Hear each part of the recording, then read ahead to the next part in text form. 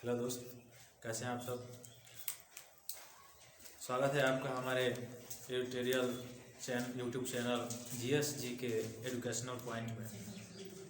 आशा करते हैं कि जो पिछला वीडियो जो पॉलिटिक्स का गया था उस वीडियो से आप लोगों ने बहुत कुछ सीखा होगा। आज का जो वीडियो है वह अंतरिम मंत्रिमंडल जो 1946 में बना था वह, उसके बाद से जो स्वतंत्र हुआ भारत उसके 1947 का मंत्रिमंडल हुआ, जिसे काफ़ी सारे प्रश्न पूछे जाते हैं अलग अलग एग्जाम्स में।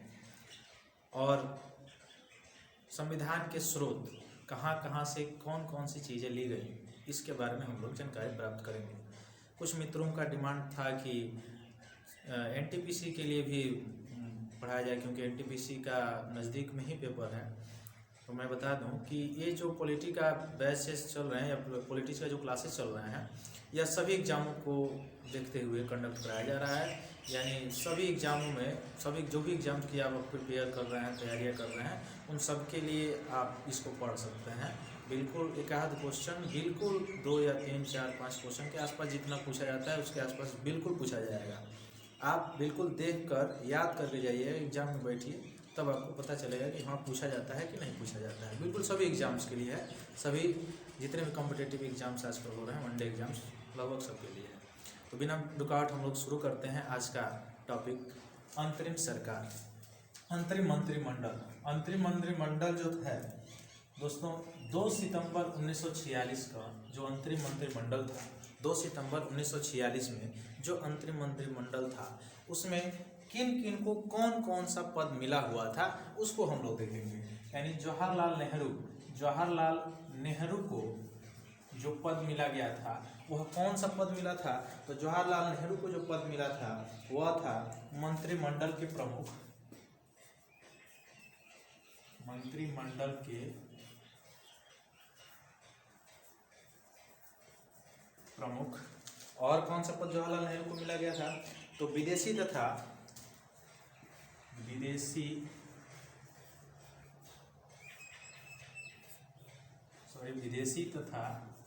राष्ट्रमंडल, विदेशी तथा राष्ट्रमंडल संबंध, विदेशी तथा राष्ट्रमंडल संबंध। यानी अंतरिम जो मंत्रिमंडल बना था 2 सितंबर 1946 को, उसमें जवाहरलाल नेहरू का पद कौन सा पद था, तो मंत्रिमंडल के प्रमुख, विदेशी तथा राष्ट्रमंडल के संबंध, ये पद इनको, ये मंत्रिमंडल इनको मिला था, जवाहरलाल नेहरू को मिला था। आगे हम लोग देखेंगे सरदार वल्लभ भाई पटेल, सरदार वल्लभ भाई पटेल, इनको कौन सा अंतरिम मंत्रिमंडल में कौन सा मंत्रालय दिया गया था, तो गृह सूचना तथा प्रसारण, गृह सूचना तथा प्रसारण, गृह सूचना तथा प्रसारण मंत्रालय किनको मिला था, तो सरदार वल्लभ भाई पटेल को मिला था। गृह सूचना तथा प्रसारण का मंत्रिमंडल किनको मिला था, तो सरदार वल्लभ भाई पटेल को मिला था। आगे हम लोग देख सकते हैं इसी क्रम में कि रक्षा मंत्री, उस समय अंतरिम गवर्नमेंट में रक्षा मंत्री किनको मिला था, यानी रक्षा मंत्रालय किनको मिला था। रक्षा मंत्री कौन थे, तो रक्षा मंत्री थे बलदेव सिंह, बलदेव सिंह रक्षा मंत्री थे, बलदेव सिंह रक्षा मंत्री थे। और उद्योग एवं आपूर्ति मंत्री कौन थे, तो उद्योग एवं आपूर्ति मंत्रालय जो है वह मिला था, उद्योग एवं आपूर्ति मंत्रालय यह मिला था डॉक्टर जॉन मथाई को, डॉक्टर जॉन मथाई को। यह कब की बात है, तो अंतरिम मंत्रिमंडल 2 सितंबर 1946 को जो अंतरिम मंत्रिमंडल था उसकी बात की जा रही है कि उद्योग एवं आपूर्ति मंत्रालय किनको मिला था, तो मिला था डॉक्टर जॉन मथाई को। और शिक्षा मंत्रालय मिला था, शिक्षा मंत्रालय सी राजगोपालाचारी, सी राजगोपालाचारी को शिक्षा मंत्रालय मिला था। हम लोगों को सभी को पता भी है कि भारत के स्वतंत्र भारत के अंतिम गवर्नर जनरल या वायसराय कौन थे, भारतीय गवर्नर जनरल या भारतीय वायसराय तो सी राजगोपालाचारी थे। तो इनको कौन सा मिला था, तो शिक्षा मंत्रालय मिला था सी राजगोपालाचारी को। आगे हम लोग इसी क्रम में अगर देखें कि रेलवे मंत्रालय किनको मिला था, तो आसफ अली को, आसफ अली इनको मिला था रेल मंत्रालय मिला था। रेल मंत्रालय आसफ अली को मिला था। श्रम मंत्रालय किनको मिला था, तो श्रम मंत्रालय मिला था जगजीवन राम को, जगजीवन राम को मिला था श्रम मंत्रालय, अर्थात श्रम मंत्रालय मिला था जगजीवन राम को। और वित्त मंत्रालय मिला था लियाकत अली को, लियाकत अली जी को मिला था वित्त मंत्रालय, फाइनेंशियल मिनिस्टर। और स्वास्थ्य मंत्रालय जो मिला था वो गजनफर अली खां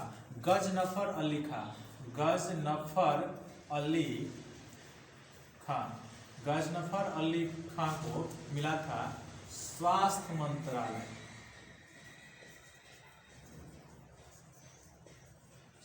मंत्रालय, हेल्थ मिनिस्ट्री किसको मिला था, गजनफर अली खां को। अंतरिम सरकार की जो भी है अंतरिम मंत्रिमंडल की बात की जा रही है।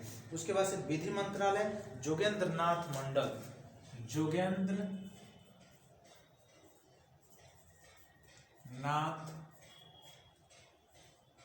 मंडल को विधि मंत्रालय मिला था, कानून मंत्रालय मिला था। उसी क्रम में अगर हम देखें कि खाद्य और कृषि मंत्रालय किनको मिला था, तो हम देख सकते हैं कि खाद्य एवं कृषि मंत्रालय डॉक्टर राजेंद्र प्रसाद को मिला था, डॉक्टर राजेंद्र प्रसाद को। अर्थात डॉक्टर राजेंद्र प्रसाद को कौन सा मिला था मंत्रालय, तो खाद्य एवं कृषि मंत्रालय मिला था डॉक्टर राजेंद्र प्रसाद को। यह था मुख्य रूप से अंतरिम मंत्रिमंडल। तो अगर पूछा जाए अंतरिम मंत्रिमंडल के बारे में, या एग्जाम्स में आपसे पूछ रहा है कि सर्वप्रथम देश के रक्षा मंत्री कौन थे, तो अगर अंतरिम मंत्रिमंडल की बात की जाए, अंतरिम मंत्रिमंडल का अगर चर्चा उसमें किया जाए, तो सर्वप्रथम रक्षा मंत्री बलदेव सिंह थे 1946 में। और शिक्षा मंत्री कौन थे, तो सी राजगोपालाचारी थे। रेल मंत्री कौन थे, आसफ अली थे, रेल मंत्री आसफ अली थे। जगजीवन राम कौन थे, तो श्रम मंत्री थे, श्रम मंत्रालय इनको मिला था जगजीवन राम को। डॉक्टर राजेंद्र प्रसाद को क्या मिला था, खाद्य एवं कृषि मंत्रालय मिला था। आप सभी को पता भी होगा कि यह 1946 की बात की जा रही है। यह 1950 में 24 जनवरी 1950 को जब संविधान सभा की अंतिम बैठक हुई, पिछले वीडियो में हम लोग देखा भी, तो राजेंद्र प्रसाद को राष्ट्रपति चुन लिया गया था। और उसके बाद से विधि मंत्रालय अंतरिम मंत्रिमंडल में 1946 2 सितंबर 1946 को विधि मंत्रालय किसको मिला था, तो जोगेंद्र नाथ मंडल को मिला था, जोगेंद्र नाथ मंडल को। वित्त मंत्री कौन थे उस समय अंतरिम मंत्रिमंडल में, तो लियाकत अली थे, लियाकत अली वित्त मंत्री थे। स्वास्थ्य मंत्री हेल्थ मिनिस्ट्री किनको मिला था, तो गजनफर अली खां को मिला था स्वास्थ्य मंत्री। स्वास्थ्य मंत्रालय वित्त मंत्रालय लियाकत अली को, विधि मंत्रालय जोगेंद्र नाथ मंडल को, खाद्य एवं कृषि मंत्रालय डॉक्टर राजेंद्र प्रसाद को, जगजीवन राम को श्रम मंत्रालय, आसफ अली रेलवे मंत्रालय मिला था, रेल मंत्रालय। सी राजगोपालाचारी को शिक्षा मंत्रालय मिला था, डॉक्टर जॉन मथाई को उद्योग एवं आपूर्ति मंत्रालय मिला था, बलदेव सिंह को रक्षा मंत्रालय, और सरदार वल्लभ भाई पटेल को गृह सूचना एवं प्रसारण मंत्रालय में दिया गया था, गृह सूचना एवं प्रसारण मंत्रालय दिया गया था। तथा जवाहरलाल नेहरू को मंत्रिमंडल के प्रमुख विदेशी तथा राष्ट्रमंडल संबंध दिए गए थे। और उस समय वायसराय भारत का कौन था, लॉर्ड माउंटबेटन जो थे वह भारत के वायसराय थे। इसके बाद हम लोग देखेंगे कि 1947 का जो देश जब आज़ाद हो गया, अर्थात 15 अगस्त 1947 को जब देश आज़ाद हुआ, उस समय जो मंत्रिमंडल बना, उस मंत्रिमंडल में किनको किनको कौन सा पद दिया गया, कौन सा मंत्रालय दिए गए, इसके बारे में भी हम लोग देखेंगे, क्योंकि इससे भी काफ़ी क्वेश्चंस अनेक एग्जामों में, अनेक परीक्षाओं में पूछे जाते हैं। तो इसके बारे में हम लोग चर्चा करते हैं। आगे देखिए,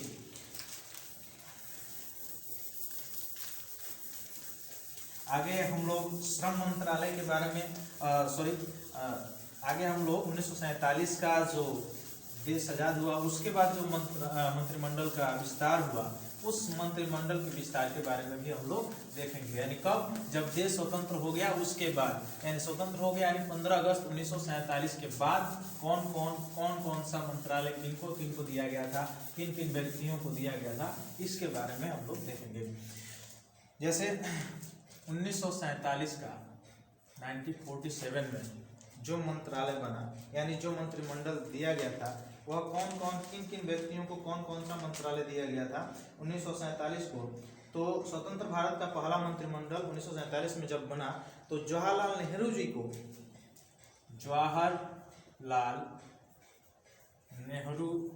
जी को यह कौन सा मंत्री थे, कौन सा मंत्रालय इनको दिया गया था, तो इनको मंत्रालय दिया गया था प्रधानमंत्री विदेशी राष्ट्रमंडल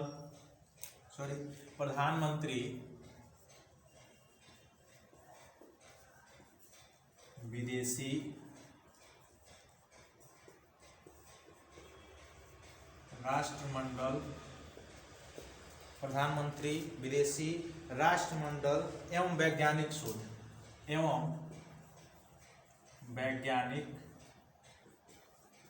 शोध संबंधी मंत्रिमंडल दिया गया था जवाहरलाल नेहरू को। संबंधी मंत्रिमंडल दिया गया था जवाहरलाल नेहरू को। उसके बाद से डॉक्टर राजेंद्र प्रसाद को कौन सा मंत्रालय दिया गया था 1947 में, तो डॉक्टर राजेंद्र प्रसाद को दिया गया था, जो पहले थे वही रहे, मतलब खाद्य एवं कृषि मंत्री, यानी पहले भी उस 1946 के भी मंत्रिमंडल में ये खाद्य एवं कृषि मंत्री ही थे, और 1947 में भी यह खाद्य एवं कृषि मंत्री ही रहे। और शिक्षा मंत्रालय किनको दिया गया, अब्दुल कलाम आजाद को। अब्दुल कलाम आजाद, इनको दिया गया शिक्षा मंत्रालय, एजुकेशनल मिनिस्टर। उसके बाद से गृह सूचना एवं प्रसारण किनको दिया गया, तो गृह सूचना एवं प्रसारण आप सभी को पता भी होगा। गृह सूचना एवं प्रसारण दिया गया सरदार वल्लभ भाई पटेल जी को। सरदार वल्लभ भाई पटेल जी को दिया गया गृह सूचना एवं प्रसारण मंत्रालय। कब, तो 23 अगस्त 1947 को। चूंकि हमारे संविधान में उप प्रधानमंत्री की चर्चा नहीं है, फिर भी 23 अगस्त 1947 को यह देश के प्रथम उप प्रधानमंत्री बने। और देश के प्रथम प्रधानमंत्री कौन बने, तो जवाहरलाल नेहरू। स्वतंत्र भारत के पहले प्रधानमंत्री जवाहरलाल नेहरू बने, और उप प्रधानमंत्री कौन बने, तो सरदार वल्लभ भाई पटेल। इनके ही चलते भारत में जो 552 रियासतें थी, यह भारत में विलय हुई। तो गृह सूचना एवं प्रसारण मंत्रालय दिया गया था सरदार वल्लभ भाई पटेल जी को। और श्रम मंत्रालय जगजीवन राम को ही दिया गया, क्योंकि पहले भी इनके ही पास था और अब भी इनको ही दिया गया। जगजीवन राम जी को दिया गया श्रम मंत्रालय। उसके बाद से दिया गया स्वास्थ्य मंत्रालय राजकुमारी अमृता कौर। स्वास्थ्य मंत्रालय राजकुमारी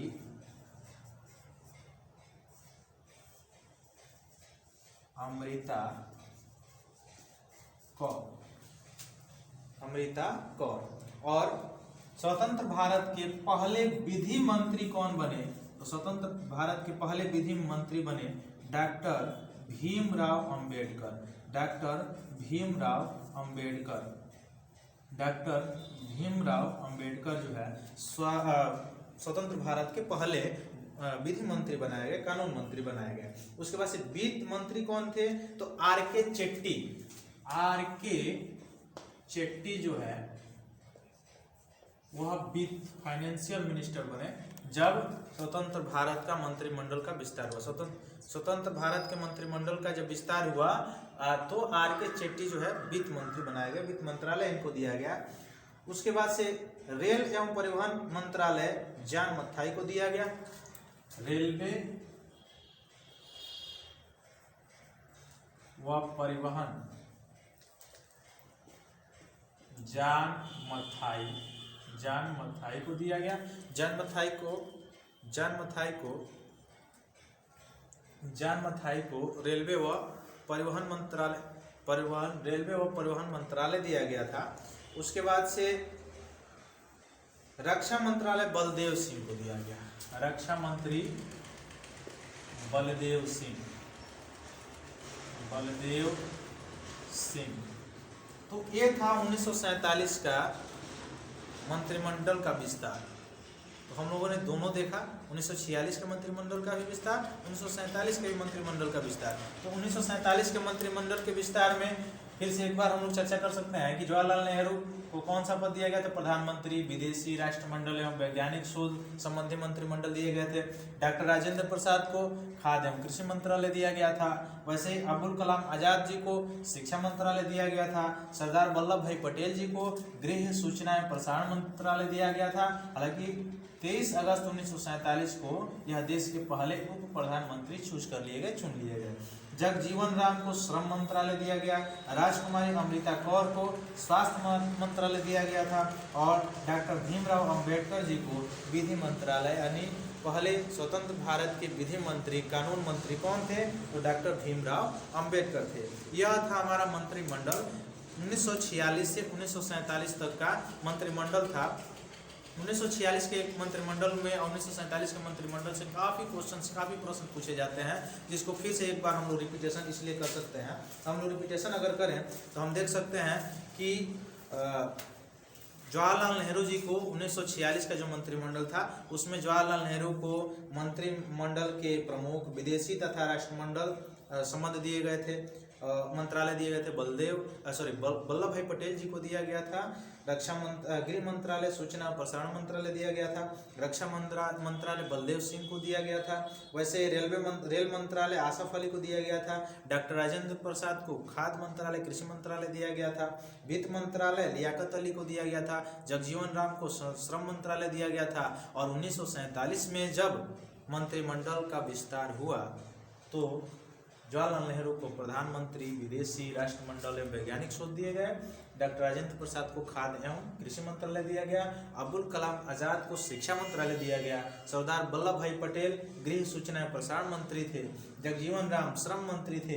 राजकुमारी अमृता कौर स्वास्थ्य मंत्री थी। और डॉक्टर भीमराव अंबेडकर पहले देश के स्वतंत्र भारत के कानून मंत्री, विधि मंत्री बनाए गए।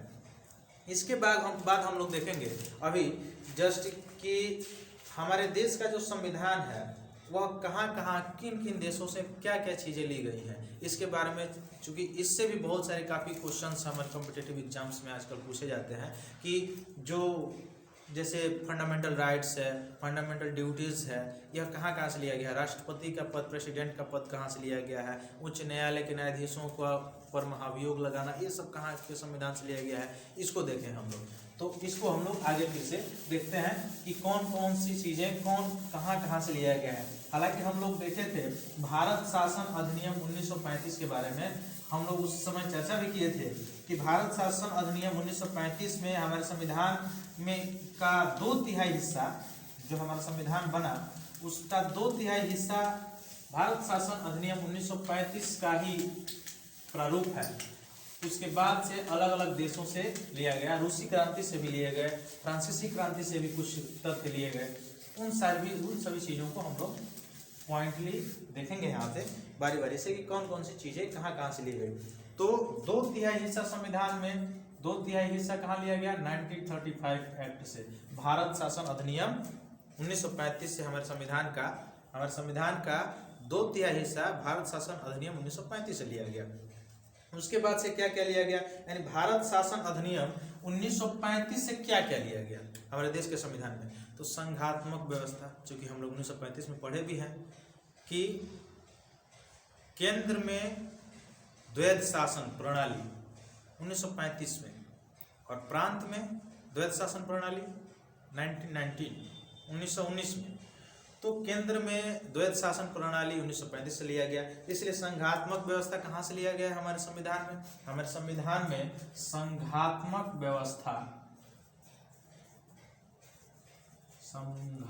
व्यवस्था भारत शासन अधिनियम 1935 से लिया गया है। और क्या क्या चीजें ली गई हैं? तो न्यायपालिका की शक्ति, न्यायपालिका की शक्ति, स्वतंत्र न्यायपालिका, एक ये भी कहां से लिया गया है? 1935 से। भारत शासन अधिनियम 1935 से ये भी लिया गया है। उसके बाद से 1935 से और क्या लिया गया है? तो लोक सेवा आयोग, लोक सेवा आयोग लिया गया है 1935 से ही। उसके बाद से और क्या लिया गया है? तो राजनीति की आधारभूत संरचना, राजनीति की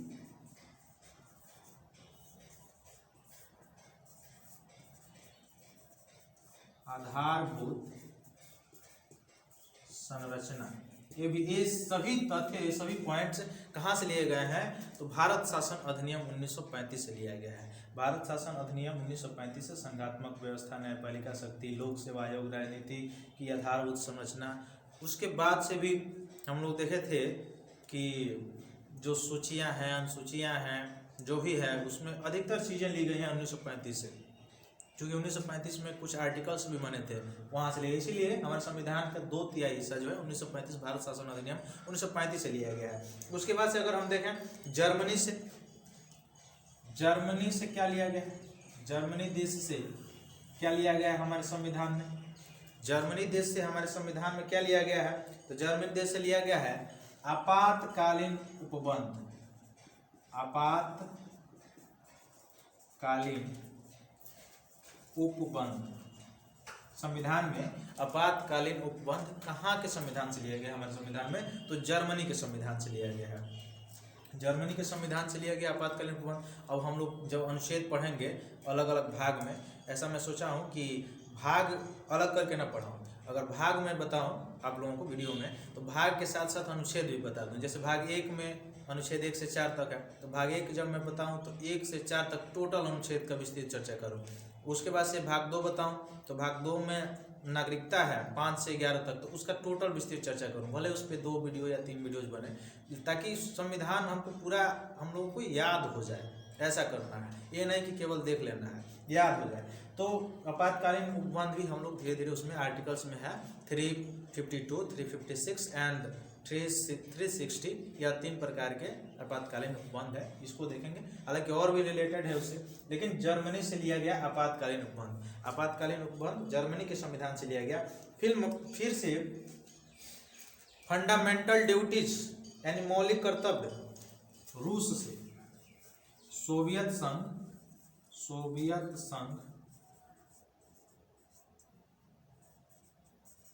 रूस से लिया गया मौलिक कर्तव्य। अब चूंकि संविधान में 2 चीजें हैं, एक मौलिक अधिकार भी लिया गया है किसी देश से, और मौलिक कर्तव्य भी लिया गया है। तो मौलिक कर्तव्य र आ रहा है तो र माने रूस, यानी मौलिक कर्तव्य रूस से लिया गया है। लेकिन वही मौलिक अधिकार कहा जाए तो मौलिक अधिकार अ आ रहा है तो अमेरिका से लिया गया। सिंपल सी बात है याद करने के लिए, अगर याद करना हो तो अमेरिका के संविधान से। ये तो रहा कि जर्मनी के संविधान से आपातकालीन उपबंध लिया गया, सोवियत संघ रूस से मौलिक कर्तव्य लिया गया, 2/3 हिस्सा 1935 भारत शासन अधिनियम से लिया गया। अब हम थोड़ा सा इसी क्रम में आगे देखेंगे कि अमेरिका के संविधान से हमारे संविधान में क्या क्या लिया गया, कौन कौन सी चीजें ली गई हैं। तो अमेरिका के संविधान से पहला चीज क्या लिया गया है? तो फंडामेंटल राइट्स, मौलिक अधिकार। देखिए आगे हम लोग जब पढ़ेंगे तो टोटल इसकी जानकारी प्राप्त करेंगे। मौलिक अधिकार के बारे में काफी प्रश्न पूछे जाते हैं इससे। मौलिक अधिकार में पहले 7 मौलिक अधिकार थे, अब 6 मौलिक अधिकार हैं।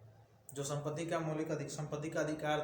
अधिकार था पहले संविधान में, उसको हटा के अब कानूनन विधि अधिकार 300 क में भेज दिया गया।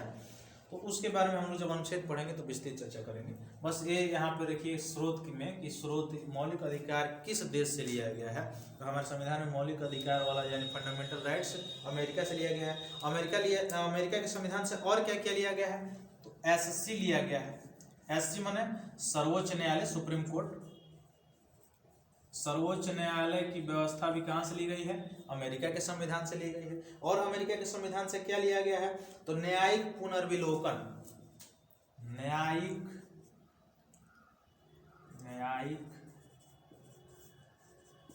पुनर्विलोकन न्यायिक पुनर्विलोकन जो है वह कहाँ के संविधान से लिया गया है? वह भी अमेरिका के संविधान से लिया गया है। और अमेरिका के संविधान से क्या लिया गया है? तो संविधान की सर्वोच्चता, संविधान की सर्वोच्चता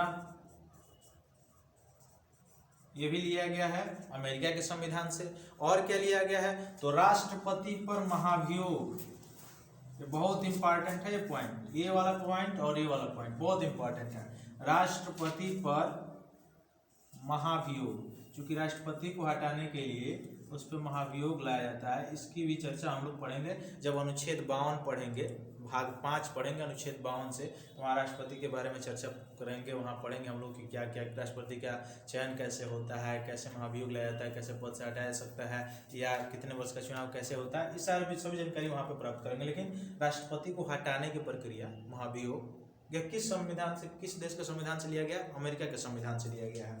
फिर अमेरिका के संविधान से क्या लिया गया है? उपराष्ट्रपति का पद, जो वाइस प्रेसिडेंट है उनका पद, उपराष्ट्रपति का पद जो है हमारे संविधान में, यह भी अमेरिका के ही संविधान से लिया गया है। उसके बाद से राज्यसभा में पदेन सभापति के रूप में, राज्यसभा में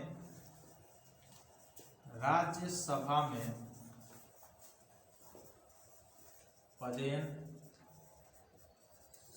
सभापति के रूप में उपराष्ट्रपति, राज्यसभा में पदेन सभापति के रूप में उपराष्ट्रपति, ये भी अमेरिका के संविधान से लिया गया है। और क्या चीजें अमेरिका के संविधान से ली गई हैं? तो अमेरिका के संविधान से ली गई है राष्ट्रपति में संघ की कार्यपालिका शक्ति, संघ की क्या कार्यपालिका शक्ति होती है, यह अमेरिका के संविधान से लिया गया है राष्ट्रपति की। यह राष्ट्रपति का संघ के रक्षा बलों का सर्वोच्च न्यायालय, क्योंकि रक्षा बलों का सर्वोच्च कमांडर जो होता है वो राष्ट्रपति होता है, यह भी कहाँ से लिया गया है? तो हमारे अमेरिका के संविधान से लिया गया है। फिर ब्रिटिश से क्या लिया गया है? ये था अमेरिका के संविधान से लिया हुआ स्रोत। ब्रिटिश संविधान से क्या लिया गया है? तो ब्रिटिश संविधान से लिया गया है संसदीय प्रणाली, एकल नागरिकता, विधि का शासन, विधि निर्माण की प्रक्रिया, कानून निर्माण की प्रक्रिया, संसदीय विशेषाधिकार या द्विसदनात्मक व्यवस्था, ये सब लिया गया है ब्रिटिश संविधान से। या राष्ट्रपति का पद, ये पूछा जाता है राष्ट्रपति का पद कहाँ, किस संविधान से लिया गया, किस देश के संविधान से लिया गया है? तो ब्रिटेन के संविधान से लिया गया है। उसके बाद से कनाडा के संविधान से क्या लिया गया है? तो सरकार की संघीय व्यवस्था लिया गया है। और केंद्र सरकार के पास अवशिष्ट शक्तियों का होना, यह भी कहाँ से, के संविधान से लिया गया है? तो यह भी लिया गया है कनाडा के संविधान से। फिर से संघ तथा राज्य के बीच संबंध, संघ और राज्य के बीच संबंध कहाँ से लिया गया? कनाडा के संविधान से लिया गया है। ऑस्ट्रेलिया के संविधान से क्या लिया गया है? तो 7वीं अनुसूची ली गई है, जिसमें 3 मुख्य सूचियां हैं। समवर्ती सूची लिया गया है, 7वीं अनुसूची की समवर्ती सूची जो है वो कहाँ के संविधान से लिया गया है? ऑस्ट्रेलिया के संविधान से लिया गया है। और केंद्र राज्य संबंध जो है ये भी ऑस्ट्रेलिया के संविधान से लिया गया है। आयरलैंड के संविधान से राज्य के नीति निर्देशक तत्व लिए गए हैं। और राष्ट्रपति का निर्वाचक मंडल आयरलैंड के संविधान से लिया गया है। ये सारी चीजें ली गई हैं। और भी बहुत सारे स्रोत हैं जो हमारे संविधान में अलग अलग देशों से लिए गए हैं, जिसकी चर्चा हम लोग अगले वीडियो में करेंगे, क्योंकि यह वीडियो और ज़्यादा लंबा चौड़ा हो जाएगा, जिससे आपको देखने में बहुत सारी परेशानियां हो सकती हैं, डेटा का प्रॉब्लम या जो भी चीज़ें हैं परेशानियां हो सकती हैं, या इसी के चलते या जो और चीज़ें हैं और जो स्रोत बचा हुआ है अमेरिका के संविधान तक आप स्रोत लिख लेंगे, याद कर लेंगे। अमेरिका के संविधान के बाद जो अमेरिका के संविधान से स्रोत लिए गए हैं, उसके बाद से और किन किन देशों से स्रोत लिए गए हैं, उनकी जानकारी हम लोग अगले वीडियो में लिख कर और उसको याद कर लेंगे। उसके बाद से हमें जो स्रोत जब पूरा हो जाएगा तब डायरेक्टली हम लोग चलेंगे संविधान की प्रस्तावना पर, और प्रस्तावना के बाद हम लोग पढ़ेंगे संविधान की अनुसूचियाँ, अनुसूची के बाद भाग, और भाग के साथ साथ ही हम लोग सब अनुच्छेदों को भी पढ़ लेंगे, और राज्य से लेकर फंडामेंटल राइट से लेकर केंद्र और फिर से राष्ट्रपति, राज्यपाल, सारी चीज़ों की चर्चा उसी में आ जाएगी। जब भाग और अनुच्छेद हम लोग पढ़ेंगे तब टोटल संविधान कवर हो जाएगा। तो हम लोग एक चीज़ और अब संविधान में आप लोगों को पता होगा, आप लोगों से मैं क्वेश्चन पूछता हूँ, आप लोग कमेंट में अवश्य बताएंगे कि हमारा सबसे पहले विश्व में सबसे पहले किस देश में संविधान बनना शुरू हुआ? विश्व में सबसे पहले किस देश में संविधान बनना शुरू हुआ? पहला क्वेश्चन होमवर्क के लिए है। दूसरा क्वेश्चन, विश्व में सबसे पहले किस देश का संविधान बनकर तैयार हुआ? विश्व का सबसे पहले किस देश का संविधान लिखा गया? और विश्व का सबसे बड़ा अलिखित संविधान किस देश का है? अलिखित संविधान किस देश का है, यह क्वेश्चन। और एक और क्वेश्चन, छठा क्वेश्चन, कि विश्व का सबसे बड़ा लिखित संविधान किस देश का है? विश्व का सबसे बड़ा लिखित संविधान किस देश का है?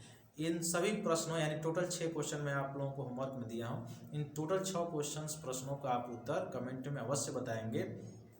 और आप हमारे टेलीग्राम चैनल पर भी जुड़ सकते हैं, जिसका नाम है GSGK एजुकेशनल पॉइंट। ठीक यूट्यूब चैनल वाला ही नाम है उसमें, जो टेलीग्राम चैनल है आप उसमें भी जुड़ सकते हैं, ताकि टेस्ट सीरीज आसानी से लिया जा सके, टेस्ट कराया जा सके। जो भी वीडियोस दिए जा रहे हैं, प्रोवाइड कराए जा रहे हैं, उस वीडियो का हम लोग उस पर जो क्वेश्चंस हैं, टेस्ट हैं, उसको भी पूरा कर लिया जाए। तो आशा करते हैं कि आप लोगों को ये भी वीडियोस अच्छा लगेगा। बिल्कुल पढ़ेंगे आप लोग, इसमें बहुत सारी चीज़ें सीखेंगे, बहुत सारे प्रश्न इससे आते हैं। और आगे भी वीडियोस जो जाएंगे उसको भी आप लोग देखेंगे। और एक चीज़ और कि आप लोग अपने दोस्तों में जो भी जहाँ भी ग्रुप है उसमें इसको जो अवश्य शेयर करें, सब्सक्राइब करें इस चैनल को, ताकि और ज़्यादा से ज़्यादा लोगों तक यह चीज़ें पहुँचे। जो पॉलिटिक्स हम लोग शुरू किए हैं, एक नया मुहिम शुरू किया गया है। पॉलिटिक्स के बाद सभी GS के जो भी पॉइंट हैं हम लोग पढ़ेंगे, बिल्कुल पढ़ेंगे, हम लोग पीछे हटने वाले नहीं हैं। तो आशा करते हैं कि आपको ये वीडियो बिल्कुल पसंद आएगा। आप बिल्कुल इस पर अपना कमेंट देंगे, आंसर देंगे।